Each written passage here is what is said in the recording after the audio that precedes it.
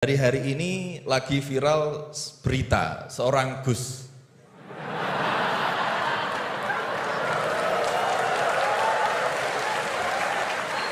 Mohon izin. Yang mungkin berceramah dengan kalimat yang kurang baik, mungkin diniatkan guyon tapi malah melukai hati orang lain. Tapi Masya Allah Gus Baha guyon tapi tidak pernah melukai hati orang lain.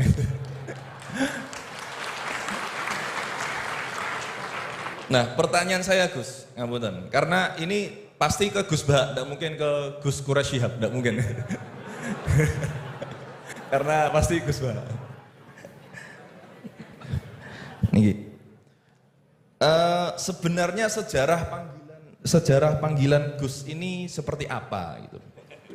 Apakah hanya dimaknai Gus ini adalah anaknya Kiai terus dipanggil Gus, atau bahkan mantunya Kiai saja, kalau jenengan katanya Gus naturalisasi gitu. Atau Gus swasta atau apa itu.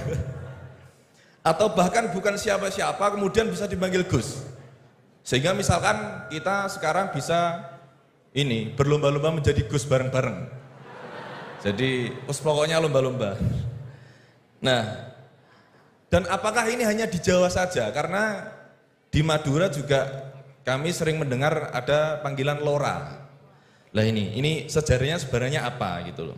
Apakah juga kalau sudah menjadi kiai tidak bisa menjadi Gus lagi? Atau kalau sudah menjadi Gus tidak bisa naik menjadi kiai? Gitu ya. Itu pertanyaan yang kedua saya. Dan nyuwun sewu, di zaman Rasulullah itu apakah putranya Rasulullah juga dipanggil Gus? Kan juga tidak gitu.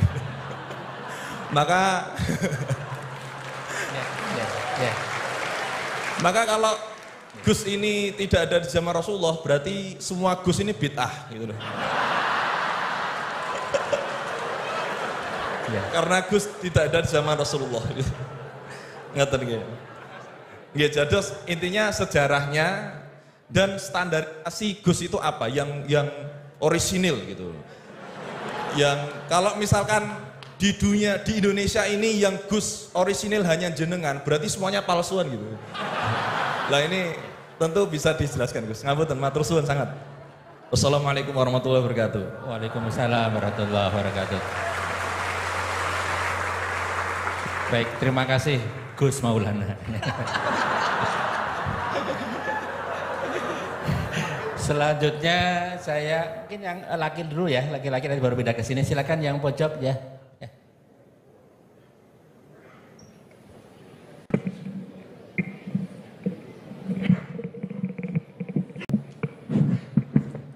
Assalamualaikum warahmatullahi wabarakatuh. Waalaikumsalam warahmatullahi wabarakatuh. Terima kasih Pak Rektor atas kesempatannya. Yang saya hormati Gus Baha, Prof. Quraisy. Saya Jamaluddin Ghaffur dari Fakultas Hukum UII. Ingin bertanya ke Prof. Quraisy dan Gus Baha. Saya sering mendengar salah satu isi pengajian dari Gus Baha itu bahwa fatwa dalam hukum sosial itu tidak pernah jelas begitu.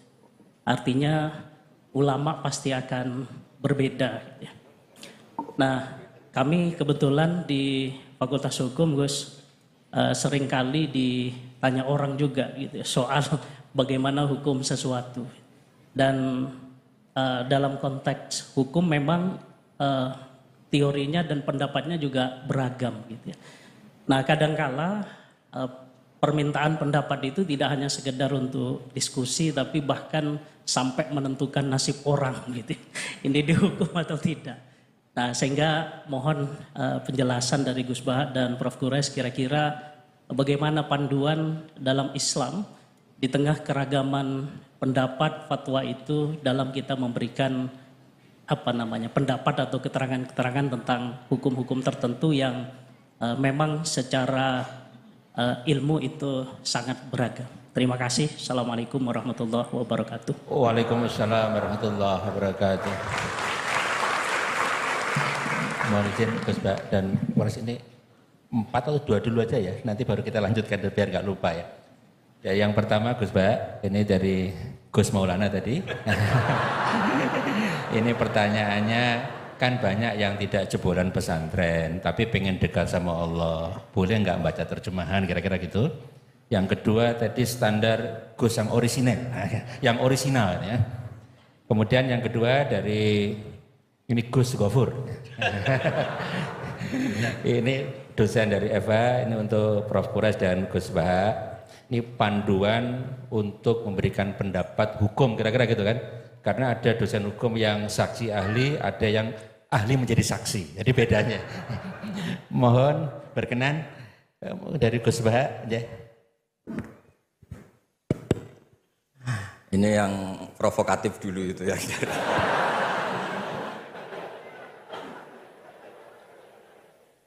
Semoga diampuni oleh Allah Ta'ala.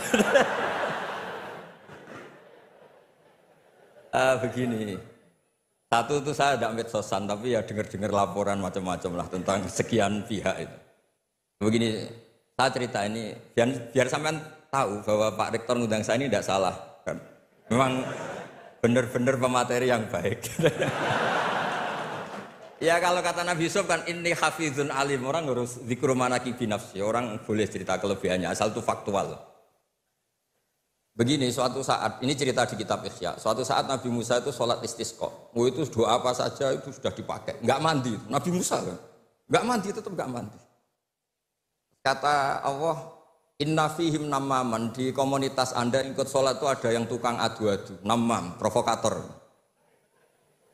Maka kamu doa kayak apa tetap tidak akan saya ijabahi.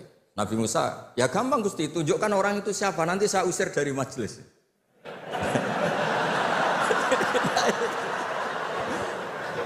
Jawabnya Allah itu lucu. Saya ini orang yang mengharamkan namam, mengharamkan namimah. Kalau saya menunjuk orang itu berarti saya juga namam. Intinya itu Allah terus mengabaikan sekian peristiwa namam. Jadi kalau pertanyaan provokatif terus kayak gitu tuh masih diabaikan oleh Allah Ta'ala. Karena nanti repot itu. Repot. Memang saya termasuk Gus yang asli itu jelas sekali.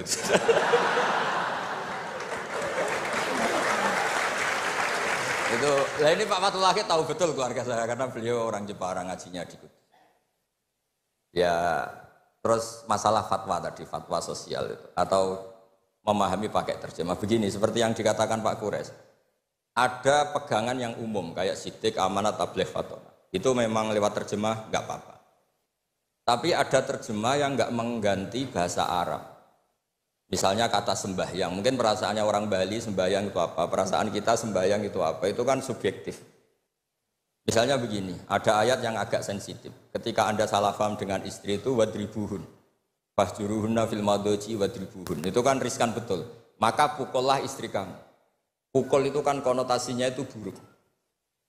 Tapi di semua tareh, saya bilang tidak sebagian, di semua tareh itu disebut dorban ghairu mubarrihin, mukul yang tidak melukai. Jadi orang Arab itu punya adat. Kalau kecewa itu dorobu bin ni'al wassaub. Jadi mukul itu pakai kain, pakai kacu, pakai. Nah, di Jawa kata mukul itu ya mesti kekerasan itu. Nah, yang jenis ini turiskan kalau dari bahasa Arab pindah ke Jawa. Jadi ada yang riskan, ada enggak. Nah, sebab itu saya sering bilang, saya ini kan belajar tafsir insya Allah lah, khatam. Cuma saya tidak suka nulis, karena sudah ada yang nulis. Karena saya nulis tetap saja dianggap top Pak Quraisy, jadi tidak usah nulis lah, sudah ada.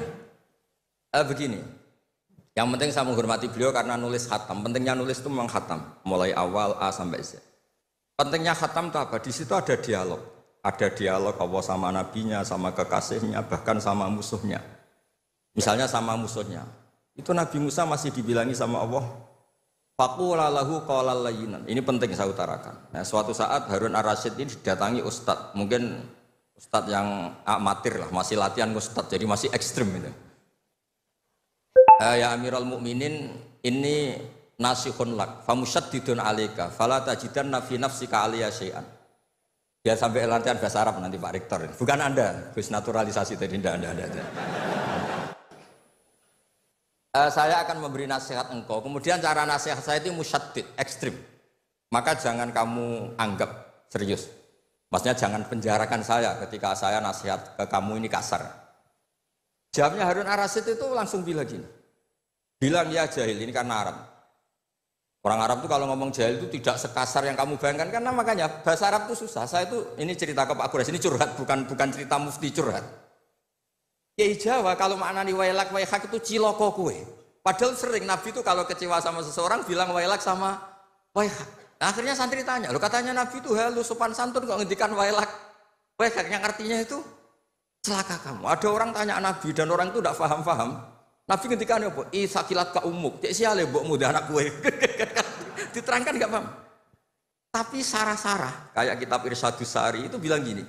Kalimatu tarohumin wa talatufin. Ini kalimat yang orang Arab tuh merasa dekat sehingga bilang wailak waihak. Tapi Kiai Jawa tetap saja maknani ciloko. Masalahnya di konteks itu yang dawuh itu Kanjeng. Nah, saya ngendikan ini orang Solo ini kan enggak apa-apa. Kayak bakat gitu aja terus orang gitu. Nah, yang seperti ini nggak bisa dipindah ke terjemah. Dan itu saya teliti dari sekian tradisi. Ya tadi kayak wadribuhun. Makanya terus ulama nyusuli dorban ghairu mubarrihin. Mukul tapi tidak melukai. Karena orang Arab itu biasa kecewa mukul pakai peci. Tapi kalau orang Jawa nggak bayang. Kedua misalnya contoh mahar. Orang Arab kalau masih mahar itu banyak. Karena jumlah bahar banyak, kemudian setelah suami istri hubungan intim, setelah dicerai itu kadang kepikiran ngambil, karena maharnya misalnya alpat, 1 miliar, gedung. Sehingga harus ada pelarangan mengambil ulang mahar. Wa in aradtum istibdala zawji makana zawji wa ataitum isdahunna qintaran fala ta'khudhu minhu syai'a. Atakhudunahu buhtana wa itsmam mubina. Terus wa kaifa ta'khuduna? Mahar yang sudah kamu kasihkan jangan kamu tarik lagi. Wong kamu sudah hubungan suami istri kok maharnya ditarik lagi. Jangan. Kenapa ada kata jangan ambil lagi? Karena maharnya itu alpat, gedung, uang 1 miliar. Dulu Pak Rektor ketika nikah itu seperangkat alat sholat, gak dilarang juga gak akan diambil itu. Artinya gini, gak mungkin andikan Quran turun di Indonesia ada kata fala ta'khudhu minhu syai'a. 100.000 seperangkat alat. Saya jadi kiai itu sampai bosan karena tiap nikahkan tuh maharnya seperangkat alat sholat. Itu kalau sudah nikah 10 tahun bentuknya sudah kayak apa ya? Itu nggak usah Allah repot-repot bilang jangan ambil lagi, jangan ambil lagi. Nah, itu kondisi yang antara kita dan tradisi Arab itu beda. Dan saya belajar tafsir sampai segitunya, makanya nggak salah lah kalau saya diundang itu nggak salah. Maksud saya yang naturalisasi tadi ya nggak usah diundang gitu maksudnya. Kalau nggak memenuhi kualifikasi tafsir ya karena kalau nggak memenuhi kualifikasi apa tafsir. Tapi jangan terus ngundang saya terus, nggak mau juga saya.